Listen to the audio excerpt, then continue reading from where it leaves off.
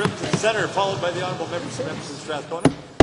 Thanks very much, Mr. Speaker. Mr. Speaker, this government has taken to talking about using science and evidence as the basis for a number of issues. But one place they are not using this is the protection of wildlife. The new regional plan for Athabasca allows development in 80% of the land, which does, and will affect caribou survival, and any recommended wildlife corridors have been completely ignored, and no cumulative effects are being taken into account. So, to the Minister of SRD, why is this department deliberately ignoring science and evidence when it comes to long-term sustainability of Alberta's caribou and other wildlife? Good question. The Honourable Minister of Energy and Sustainable Resource Development, or Minister of Environment and Sustainable Resource Development. Well, thank you, Mr. Speaker. In fact, the province of Alberta, in collaboration with the federal government and Ministry of Environment, is working together on a joint monitoring plan for oils in the oil sands region for air, land, water, and biodiversity to ensure that we have a good plan in place to monitor science, working with science-based to monitor all of those areas in the oil sands. It's a 3-year plan that we've come together to ensure that all of those areas will be monitored and that will be publicly reported. Honourable member. Okay, back to the same minister.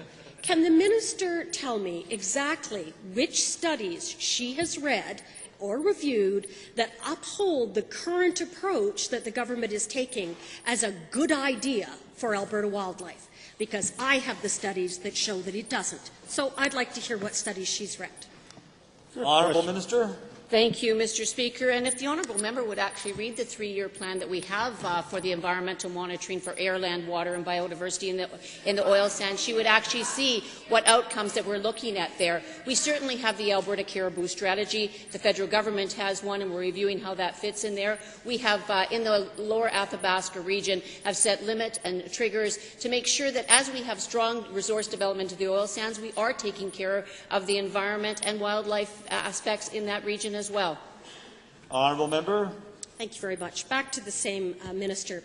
Given that even captured wildlife, like those animals in Gazoo, don't fare very well under this government, can the minister explain what possible reason was used to allow Gazoo to reopen after years and years and years and years of failing to meet even the most basic of standards and any of the criteria that was put out there? Was there a miracle that happened? Why would you allow this place to open?